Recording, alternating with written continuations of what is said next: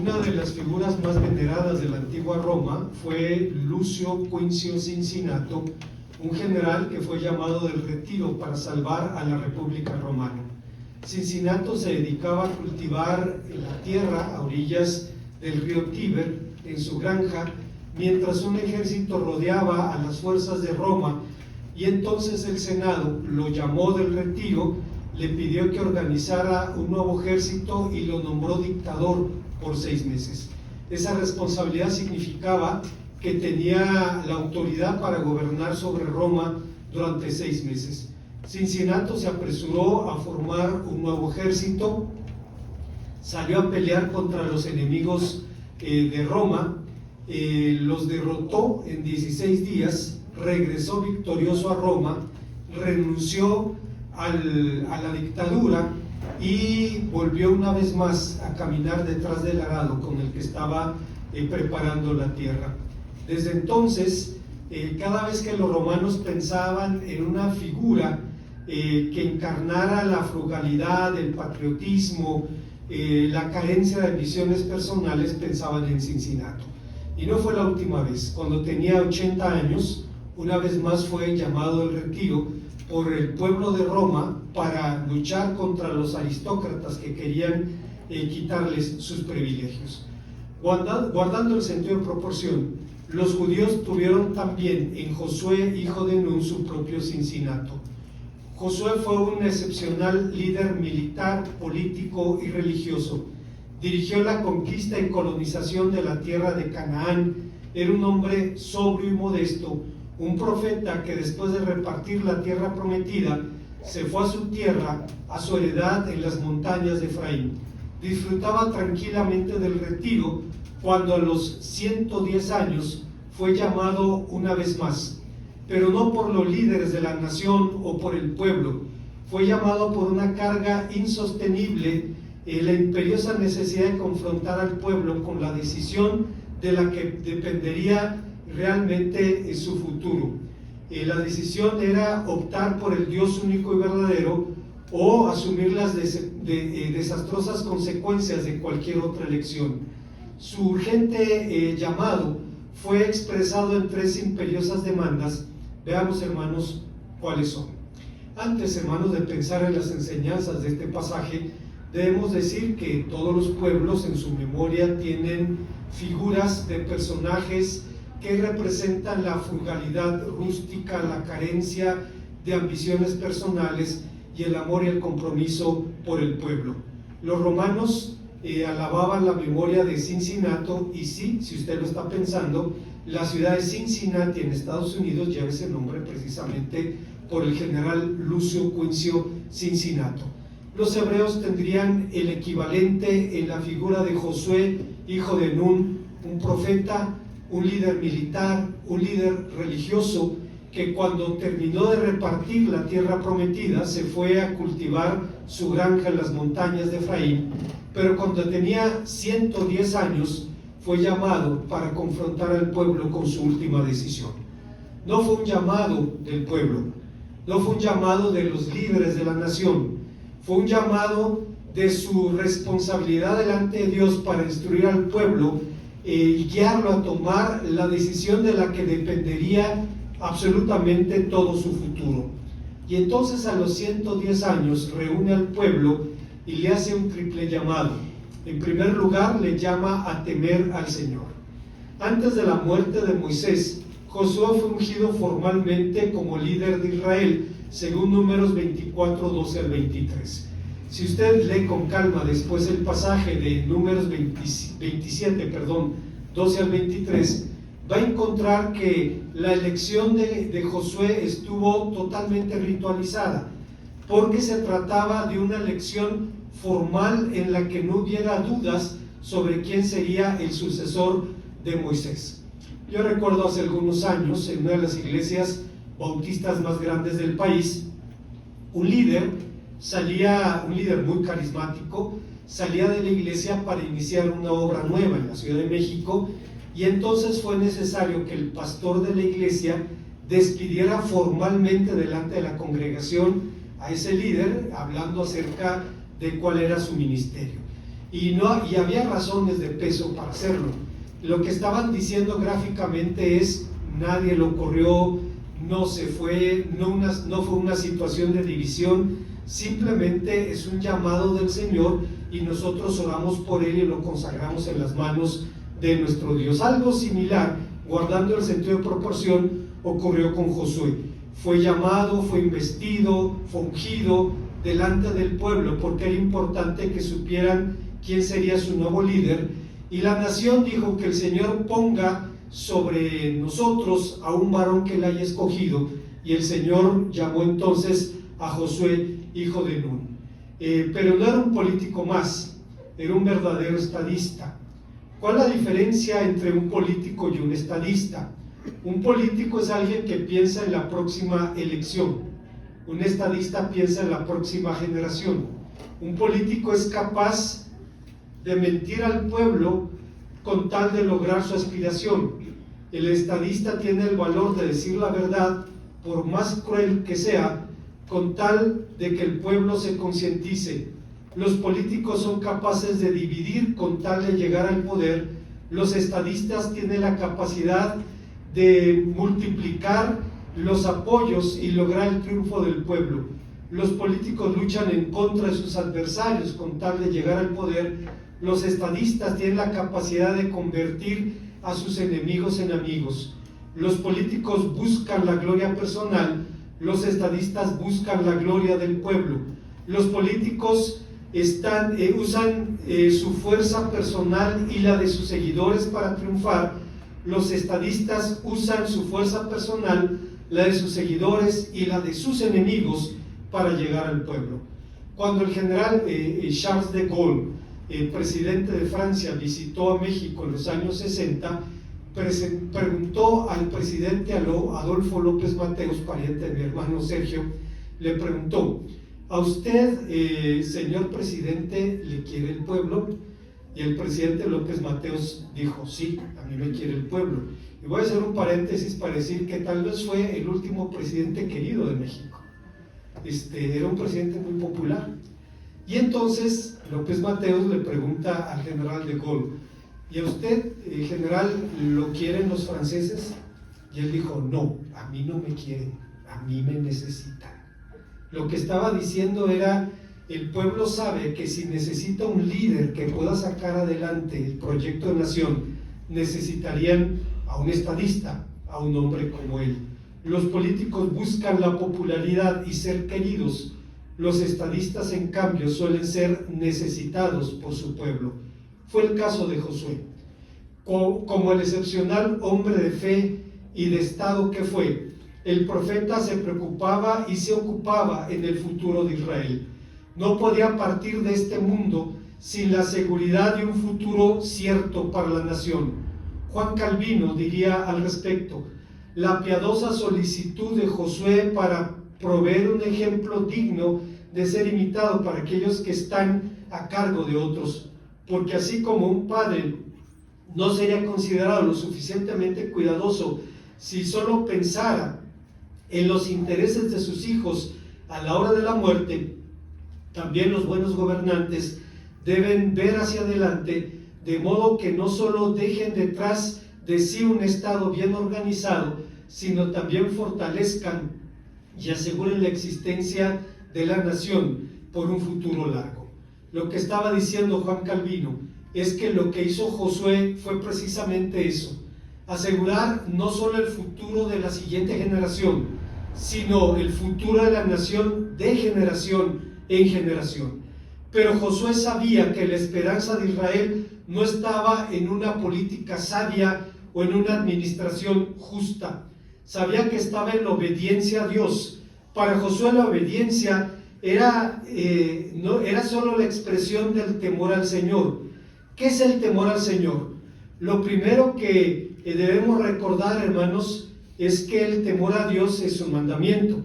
La palabra de Dios dice claramente: ahora Israel, ¿qué requiere el Señor tu Dios de ti? Sino que temas al Señor tu Dios. Deuteronomio 6:12. Comentando ese respecto, un pensador judío contemporáneo diría: el temor a Dios no se refiere al temor al castigo.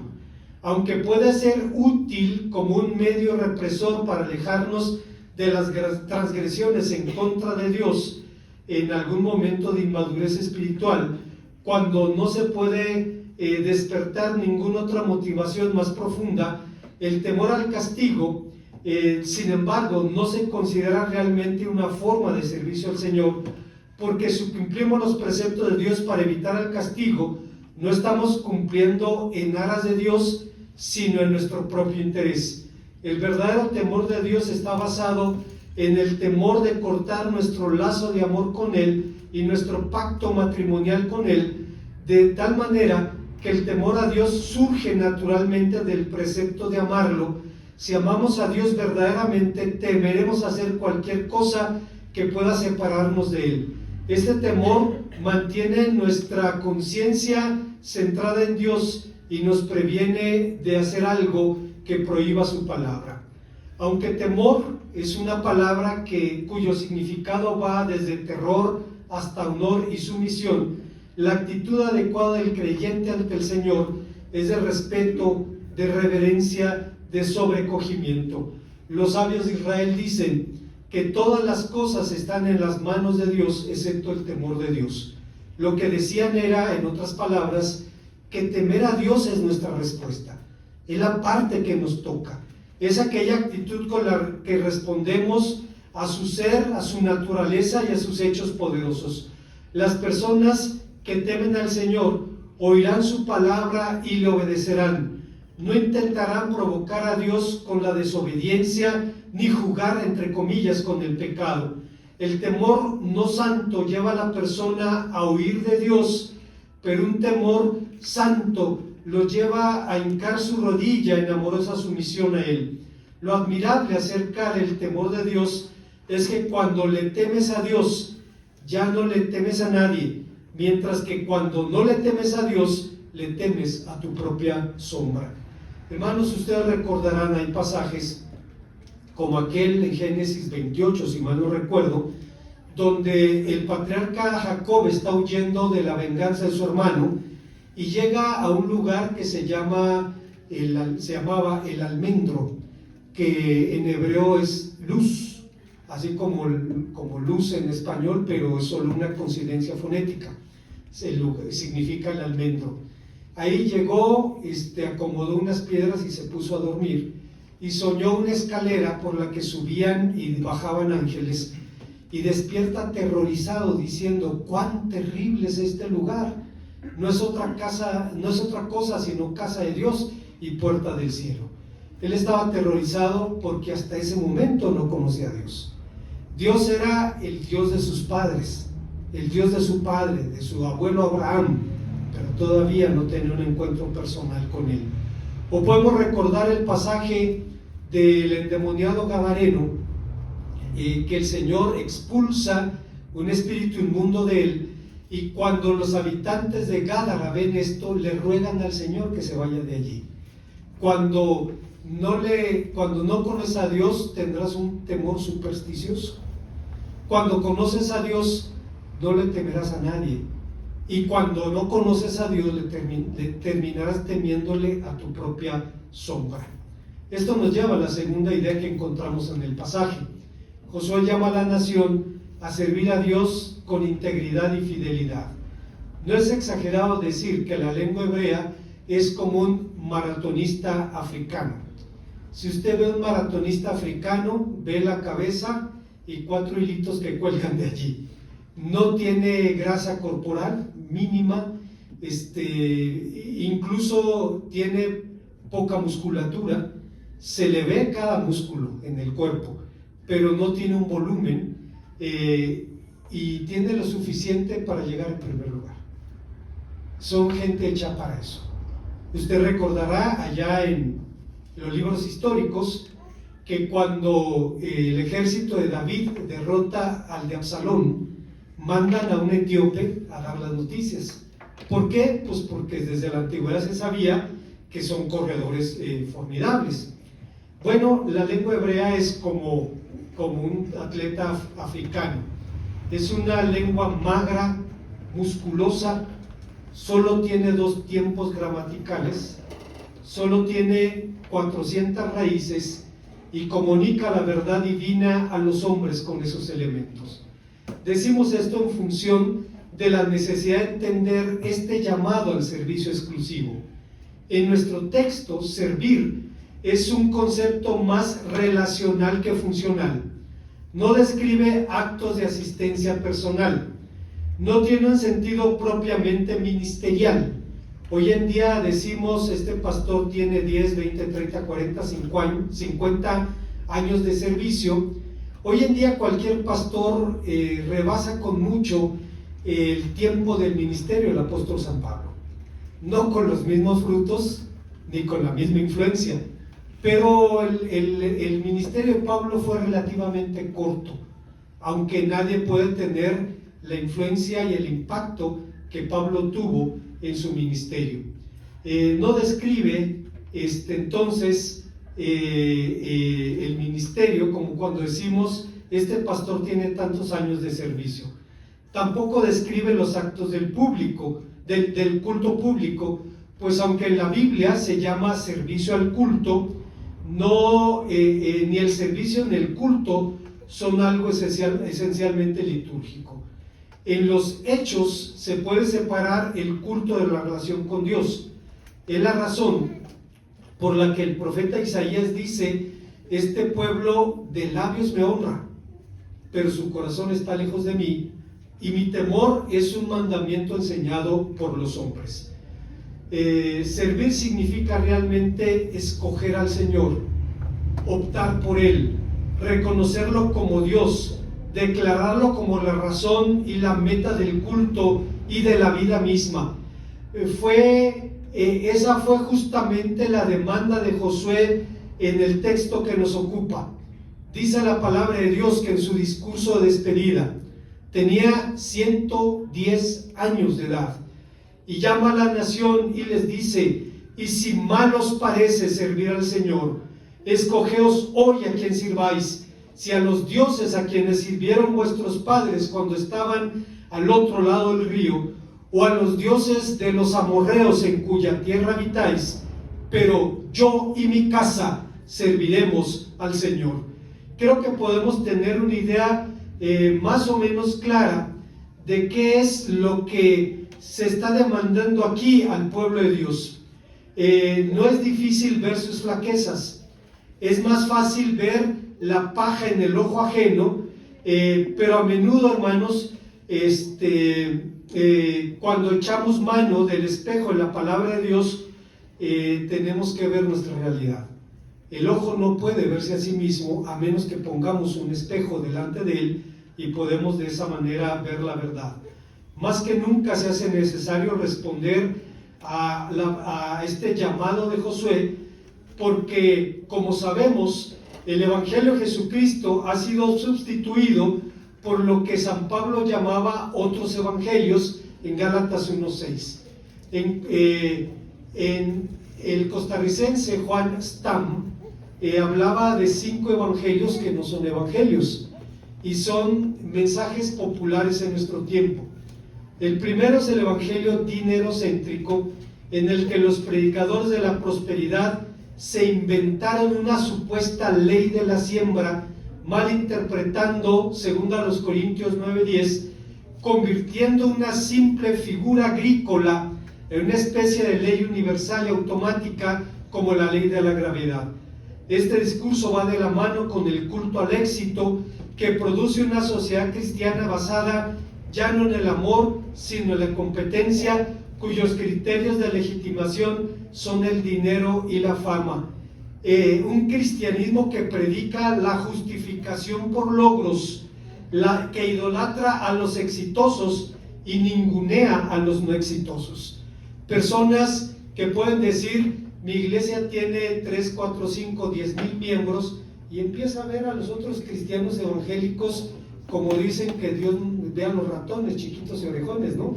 Empieza a ver a los demás con desdén, generando una sociedad cristiana que ya no se basa en el amor, se basa en la competencia. Lo que ustedes tienen, nosotros lo tenemos, y lo que nosotros tenemos, ustedes nunca lo van a tener. Y hay una soberbia allí sectaria. El segundo evangelio, que no es evangelio, es el evangelio demoniocéntrico llamado guerra espiritual. Un movimiento que ve demonios debajo de cada piedra y se enfoca en ellos más que en Cristo. Interpreta la vida como una lucha contra Satanás y sus huestes. Claro que el demonio es real. Los evangelios presentan numerosos casos de individuos que fueron liberados de él por el poder de Cristo. Esto es cierto, pero no es central en los evangelios y tampoco debe serlo en nuestra fe. A esos poderes, decía alguien, hay que mirarlos con el rabillo del ojo. Mirarlos de frente es darle gusto, es otorgarles el poder que de otra manera no tendrían, porque nuestros ojos deben ser para otro, nuestros ojos deben ser para Cristo. Hay un tercer evangelio que no es evangelio, el evangelio milagro-céntrico. Los milagros son importantes en la Biblia, pero un evangelio cuyo énfasis está en los milagros no es el evangelio del Nuevo Testamento. Los milagros son señales, también son parábolas. Ante cada milagro debemos preguntar qué quiere decirnos Dios con esta señal. El milagro nunca es un fin en sí mismo, ocurre en función del propósito divino de salvación, ocurre cuando Dios quiere y donde Dios quiere. Los milagros son legítimos en su lugar, pero su lugar no es el centro de nuestra vida. Hay un cuarto evangelio, que no es evangelio, el evangelio raptocéntrico. El día de ayer platicaba con una dama muy amable que vino, está buscando iglesia, y me preguntó si como iglesia predicamos el rapto. Y le dije, no. Le dije, de hecho, como iglesia no tenemos una postura oficial. Cada cristiano debe llevar a su convicción como fruto de su propio estudio personal. Y si usted cree en el rapto, Dios le bendiga. Y si no cree en el rapto, Dios le bendiga. Su salvación no depende de eso. Al final, el que cree y no cree en el rapto, al final nos encontramos en la esperanza de que Dios va a consumar la historia y va a cumplir sus propósitos eternos, pésele a quien le pese.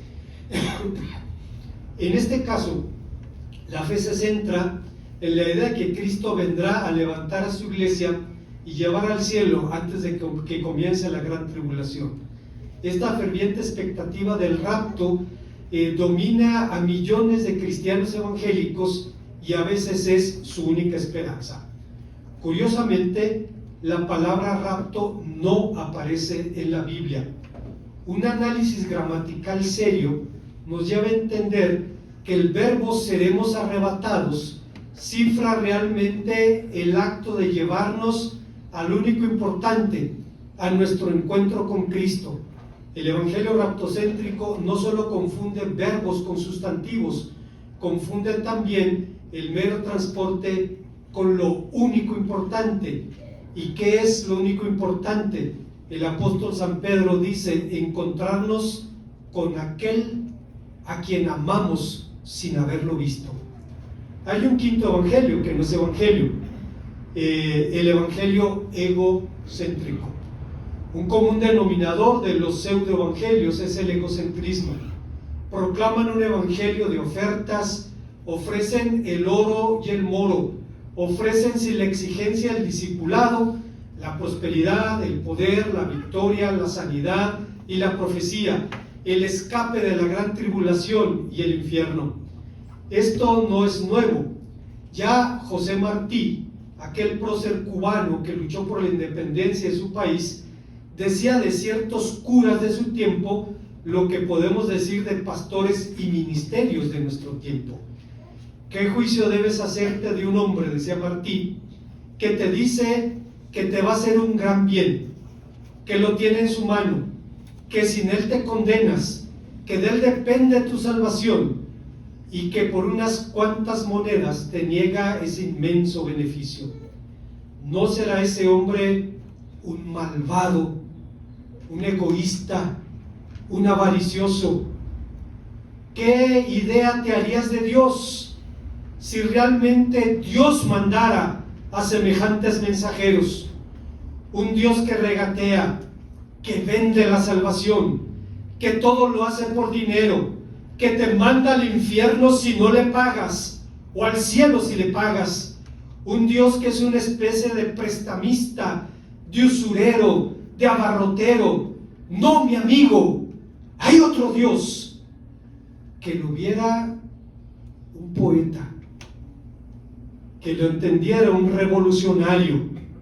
Bien dijo el Señor Jesús: vendrán muchos de oriente y de occidente y se sentarán con Abraham, Isaac y Jacob en el reino de los cielos, mas los hijos del reino serán echados a las tinieblas de afuera.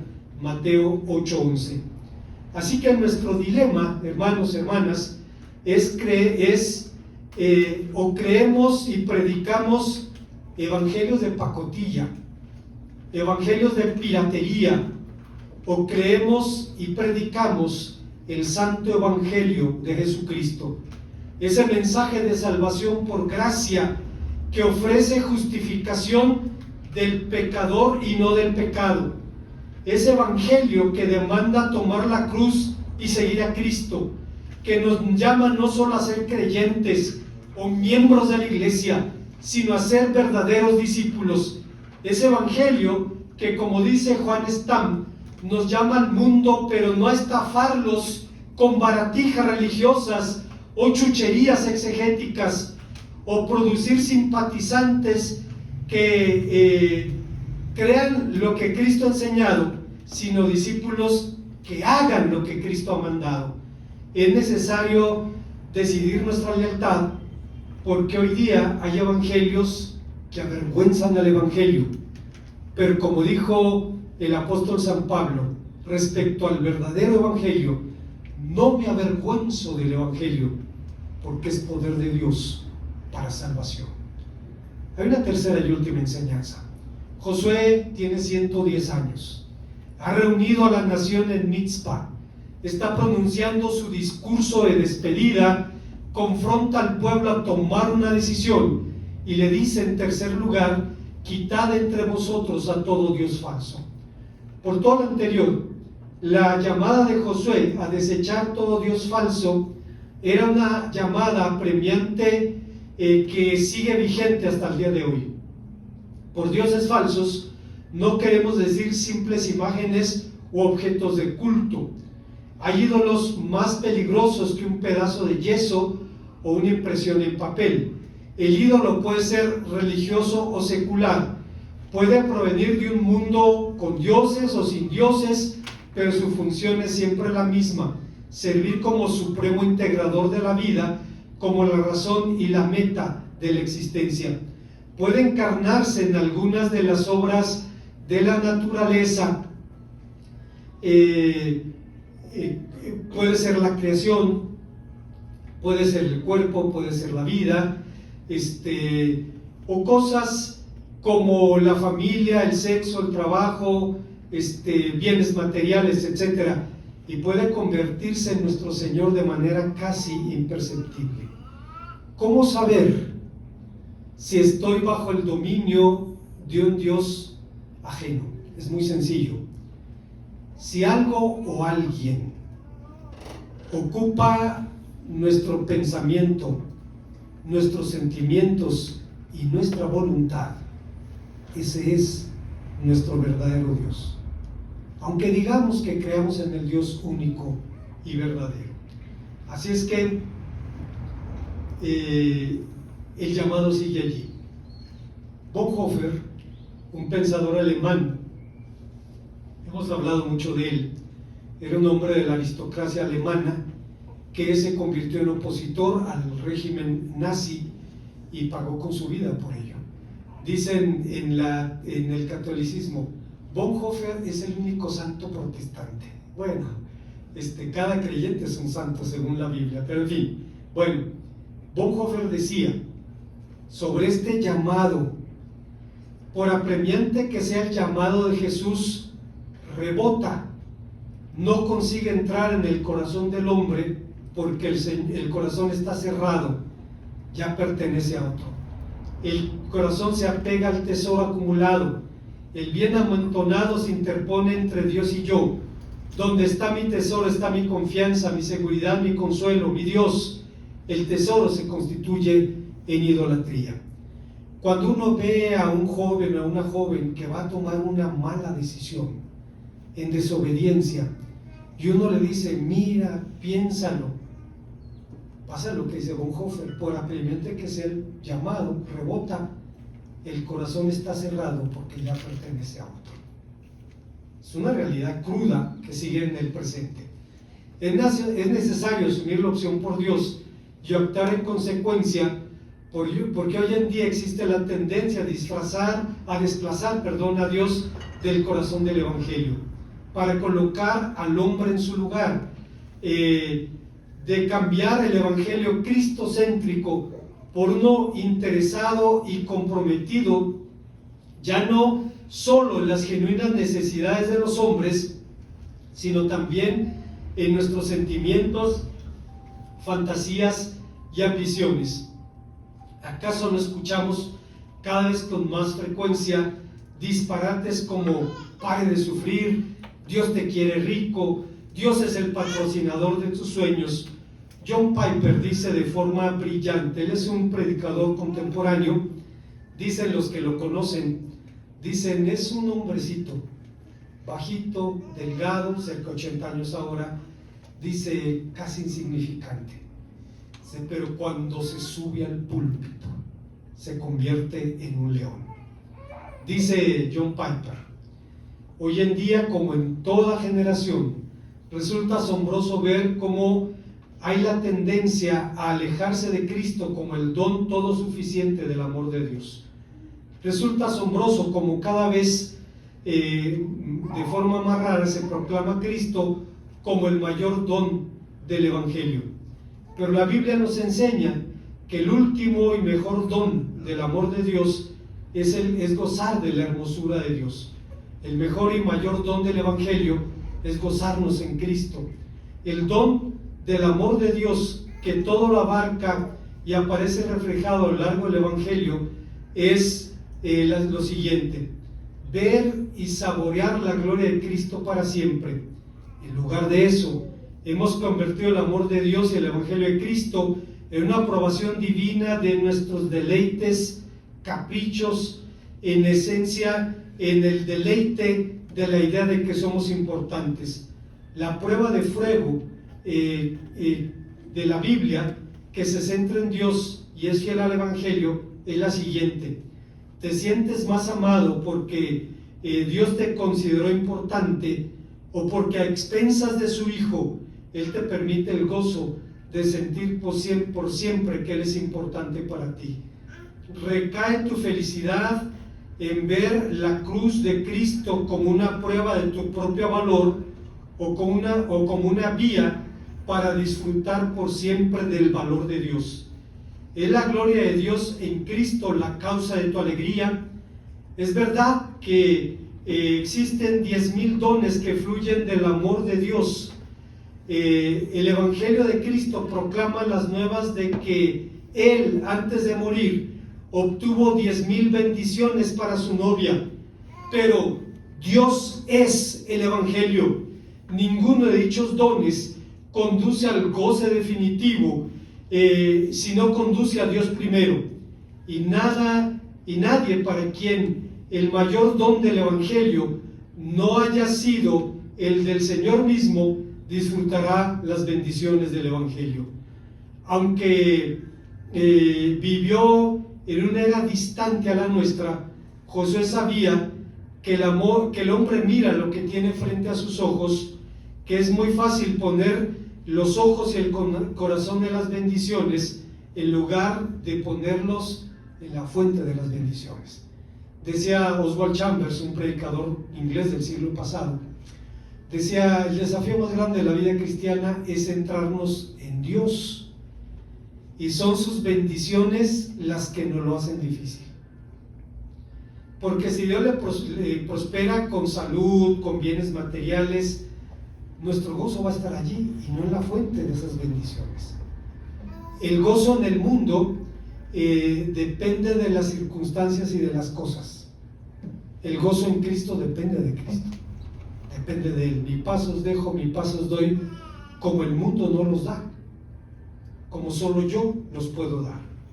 Como conclusión, el tiempo de la colonización de la tierra prometida era un tiempo hermoso para ser joven. Eran los días cuando la tierra descansó de la guerra y la nación empezó a edificar su futuro. Los hijos de Israel empezaron a disfrutar cosas de las que ni siquiera sus abuelos habían soñado. Empezaron a disfrutar casas llenas que no llenaron, cisternas cavadas que no cavaron, olivares que no plantaron. Era el mejor de los tiempos para ser joven, vivir visiones y soñar sueños. Pero en esos días había también en Israel un hombre anciano, el doble de anciano que el más anciano del pueblo, que tenía trastornos del sueño. Con los años, hermanos, sufrimos trastornos del sueño. Tal vez usted no sepa que hay una etapa en la vida en la que usted puede dormir 8 o 10 horas corridas sin ningún problema. Pero cuando llega a los 60, entonces nuestros ciclos del sueño son más cortos. Estamos despertando toda la noche. Y no me diga usted si tiene por allí, decían en Michoacán, un problema con la próspera, dicen ellos. Pues tiene uno que levantarse 2 o 3 veces en la noche. Eso ocurre normalmente, y este hombre tenía trastornos del sueño. Con el tiempo todos lo llegamos a experimentar, y el sueño reparador no nos va a acompañar toda la vida. Es más, después de los 60, usted se duerme cansado y despierta cansado. Todavía no baja el pie de la cama y dice, ¿cómo estoy cansado? Bueno, ya, es parte de los gajes del oficio. Bueno, hermanos, pero los trastornos del sueño de este anciano de 110 años no tenían que ver con su vejez, tenían que ver con una pesadilla. Un día, ese hombre vivió una terrible pesadilla, vivió un ataque de terror que ya no lo dejó dormir en paz. En su pesadilla vio imágenes terroríficas, vio la miseria, la esterilidad, la mortandad asolando a su pueblo. Vio que los cielos se convertían en bronce y la tierra en hierro para no dar el sustento. Vio nubes de polvo y ceniza lloviendo sobre los campos. Vio derrotas catastróficas. Vio a los valientes de su pueblo salir por un camino para luchar y correr por 7 caminos para escapar. Vio la humillación de los vencidos y la arrogancia de los vencedores. Vio a su pueblo azotado por males incurables, atormentados por enfermedades mentales, enloquecidos por dolor. Vio a su pueblo consumido y saqueado, despojado incluso de la esperanza de redención. Vio que los olivos tiraban su fruto antes de que madurara. Vio a los hermanos despojando los bienes de su casa, de sus animales, de sus mujeres, de sus hijos, para entregarlos para adorar al palo y a la piedra. Vio a las novias vestidas de gala y a los esposos siendo forzados por extraños. Vio a los pueblos de la tierra burlándose de su pueblo y haciéndolo motivo de sus bromas y sus refranes. Vio a sus hermanos saliendo de su tierra con yugo de hierro sobre su cuello para ir al destierro de donde nunca volverían. Vio a hombres construyendo casas para que fueran habitadas por extraños, plantando viñas para que fueran disfrutadas por extranjeros. Vio ciudades asoladas por el enemigo y a sus moradores enloquecidos de hambre, comiendo la carne de sus hijos, devorando en la oscuridad a sus recién nacidos. Vio a su pueblo convertirse en horror y en burla y en espanto de los demás pueblos. Eran imágenes apocalípticas. Era como si la tapa del infierno fuera levantada delante de los ojos de este anciano, como un tráiler de una proto-divina comedia. No era la arenga aterradora de un vendedor de indulgencias. No era la arenga aterradora de un vendedor de terrores ficticios. Era una pesadilla, pero el hombre estaba bien despierto. Alguien pudiera pensar, pues ¿de cuál fumó? No, Josué no fumaba, y menos de eso. Lo que estaba viendo es lo que pasaría con la nación cuando se alojara de Dios, cuando se apartara de Él. Por esta razón podemos recordar las palabras del libro de las bendiciones y las maldiciones, de Deuteronomio 28. Hoy pongo al cielo y a la tierra por testigos delante de ti, que te he dado a elegir entre la vida y la muerte, entre la bendición y la maldición. Escoge pues la vida para que te vaya bien con tus hijos.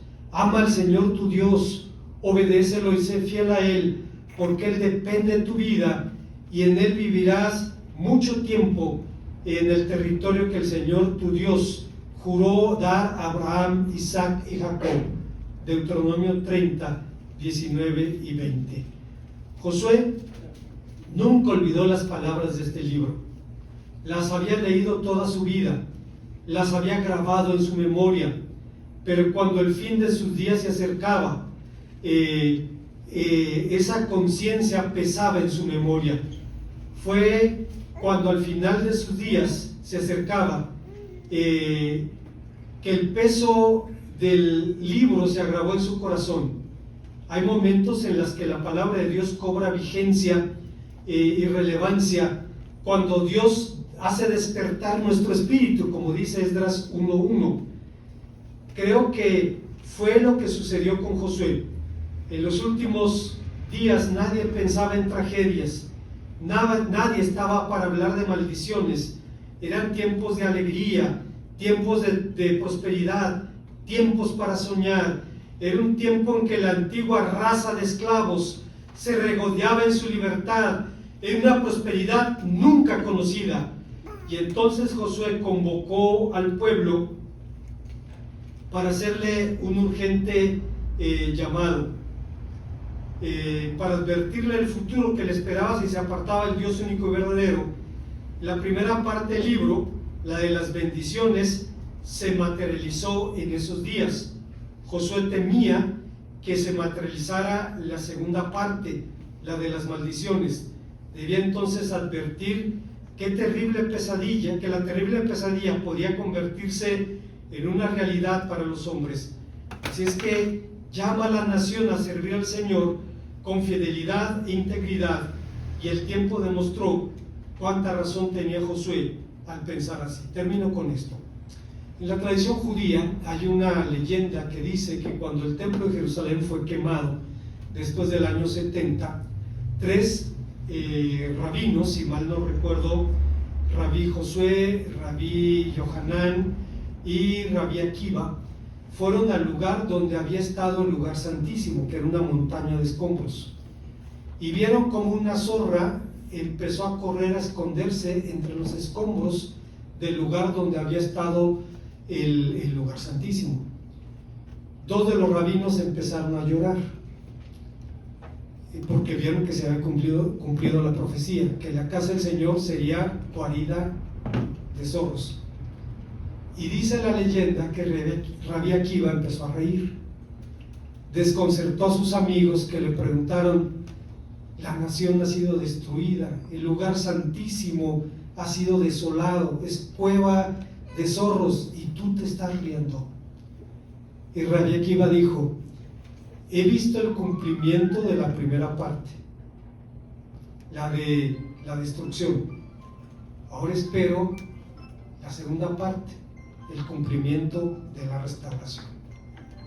La pesadilla de Josué lo llevó al revés. Vio cómo la promesa de la tierra prometida se cumplió en su generación, pero les dijo que hay una segunda parte que puede cumplirse también, y es fruto de la desobediencia. Hermanos, hermanas, hace unos años platicaba mi esposa con una chica que vino de Richmond, Kentucky, una chica de 16 años en ese tiempo, y empezaron a platicar sobre la realidad de la obra de Dios en nuestro tiempo. Y dice mi esposa, me temo que en México estamos en la tercera generación. La generación de Josué y de la conquista vio y oyó las maravillas de Dios. La segunda generación no vio, pero oyó. La tercera generación ni vio ni oyó. Y entonces esta chica le dice, pues nosotros pensamos que en nuestro país somos la última generación.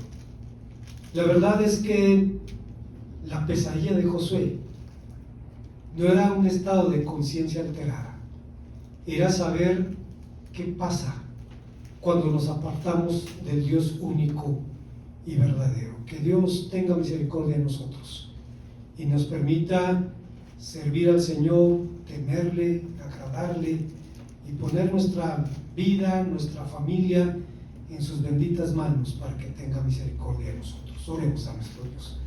Gracias, Padre Santo, una vez más por tu palabra, porque nos permites venir a ella y encontrar serias advertencias respecto a nuestro futuro fuera de ti. Te rogamos, Señor, que tengas misericordia de tu pueblo y de tus hijos. Te lo suplicamos en el nombre de Cristo.